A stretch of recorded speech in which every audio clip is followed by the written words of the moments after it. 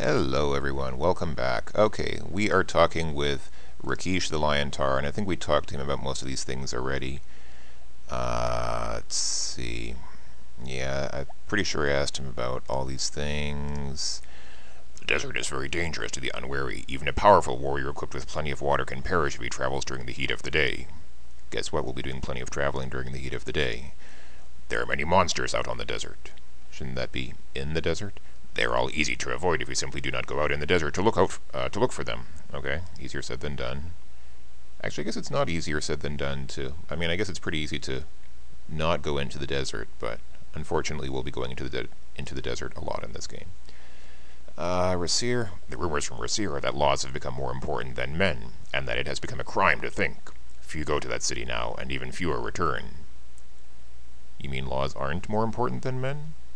And it's not a crime to think? Surely you jest, Rakesh. You must be talking about some kind of neoliberal hippie nonsense, implying that such is the case. I think that's enough of talking to Rakesh. We already told him about Spielberg. We already did the thief sign. Say goodbye. Farewell, young adventurer. We shall speak again soon, no doubt. Alright, that's us meeting Rakesh. And this is the guild hall. Ah, the hero of the katas. You have some reputation already to hear merchants talk. If you are as good as they say you are, then you must be plenty good. I be Uhura. I be honored you visit here. Thanks, Uhura. Let's see. Let's take a look around here, since there's obviously a lot to see. These are some tusks, which could only have come from a rather large specimen of Hephalumpus purabinus. I believe that is indeed a reference to a certain children's book. Yeah, looks like that of an overgrown canine. But of the plagues, we believe it must have been separated from a humanoid torso. The plague with Jackalman slain by Sweeping Sir James. Oh, Sweeping Sir James. I think we'll hear about Sweeping Sir James later in the game. Bow and quiver on the wall are for times of war. There is no war in Shapir. There are no Jews in New York. This guild hall is more colorful and primitive than others that you have seen. As is the custom, artifacts are displayed on the walls, notices are posted on the quest board, and the emblem of the Eternal Order of Fighters is prominent. That's this shield mounted on the wall. This is the logo of the Eternal Order of Fighters. There is some text written on the plaque. Okay, what is the text? Oh, here we go. If you got real guts and don't know the meaning of fear, if you got real muscles and don't take guff from no one, if you got a real weapon and know how to use it, then maybe you're good enough to join the Eternal Order of Fighters. We pick only the best to join and we'll be watching you, so don't just be good, be great, be a member of EOF. Eternal Order of Fighters, the guts, the glory, the greatest. Yeah, they are also kind of full of themselves. And these are some Fricanian drums. You wonder if whoever uses them. So, I'm sorry, I'm probably terribly ignorant, but I wonder what is Fricanian? I'm gonna have to look that up. I know what Africa is. Is this supposed to be like some kind of morph of African? I don't know. I'm sorry.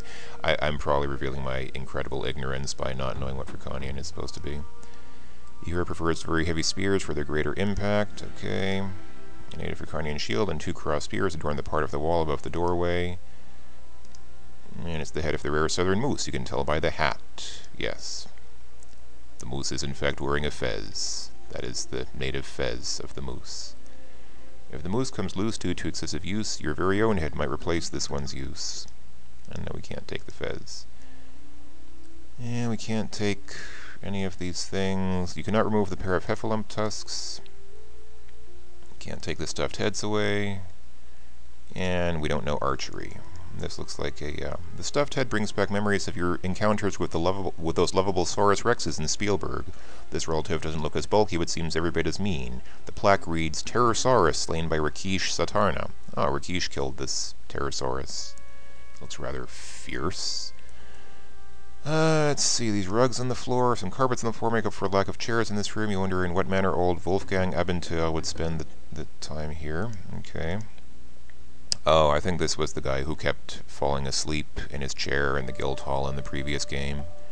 He'd probably fall asleep on this pillow. The pillow's not comfortable enough. What's this over here? Primitive axes leaning against the wall. An old shield. Yours doesn't approve of theft. I wasn't trying to steal it, I just wanted to borrow it. Alright, whatever. The potholes you hear is water supply. Okay. It's kind of a little bit, well, hey, I guess these are ancient times, so whatever. Here's the all-important Guildhall logbook, which is for the most part written in a language we can't read, but we can sign our name in it with a flourish. I seem to recall that when I played the original of this game, I actually got very upset because they forgot to implement the flourish in the act of signing the book, and so I don't wish to be too egotistical, but I'm wondering if the people who actually made this remake may have taken some inspiration from my umbrage to the lack of flourish in the original and incorporated it into the remake. Yeah, this is the standard Guildhall quest board, one of the less unusual things in this room. It has an assortment of notices, none of which we really care about, but which we'll read anyhow just for giggles. They will be given to the one who restores the mirror or is held in to serve a place in the palace that receive the sum of 1,000 dinars. Oh, that's a lot of money. We won't... I was going to say we won't do this. We will do this, but it's not really something that we do as an item in the game. It basically just happens automatically when you win the game, so we don't need to worry about that. Juan said he was willing to brave the desert should seek Harik Attar in his shop at the sign of the mortar and pestle by the fountain. That one shall find great rewards for his courage. Yeah, we'll hear more about that later.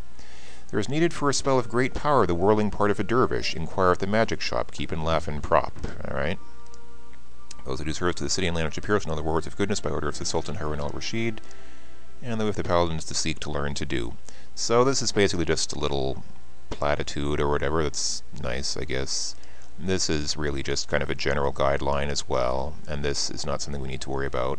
But this, bringing things to Harik Attar and bringing the beard to Keep and Laughin are like very minor tasks or quests that we can actually do in this game.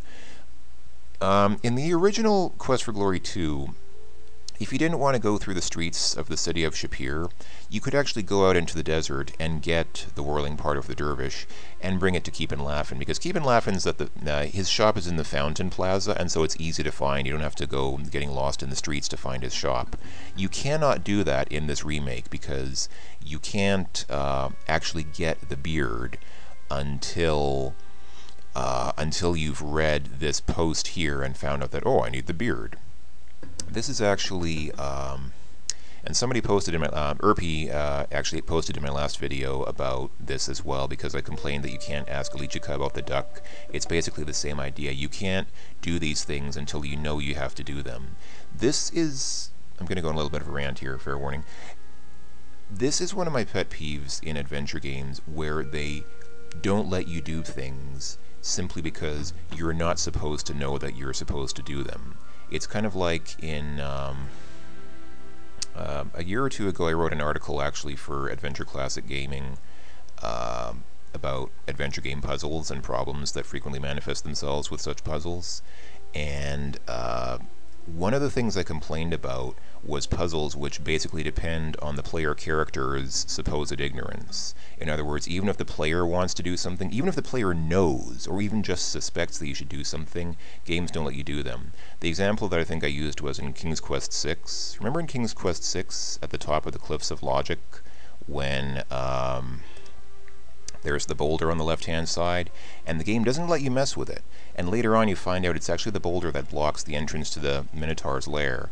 And it's like, oh, if I could have just moved that boulder, I could have just gone straight to the Minotaur's lair. But if you try to move the boulder beforehand, the game says, oh, Alexander doesn't see any reason to move that boulder. There's nothing special about it.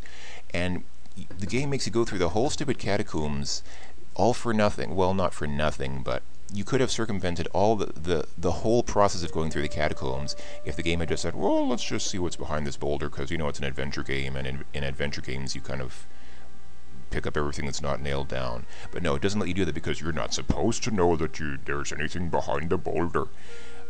I'm sorry, that's kind of the antithesis of exploration.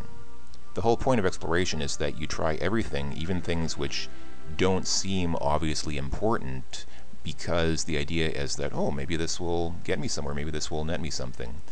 Anyway, it is kind of something that bothers me because I feel like these games should allow you to do, you know, what you want to do. And I understand sometimes it's important to impose restrictions on the player, but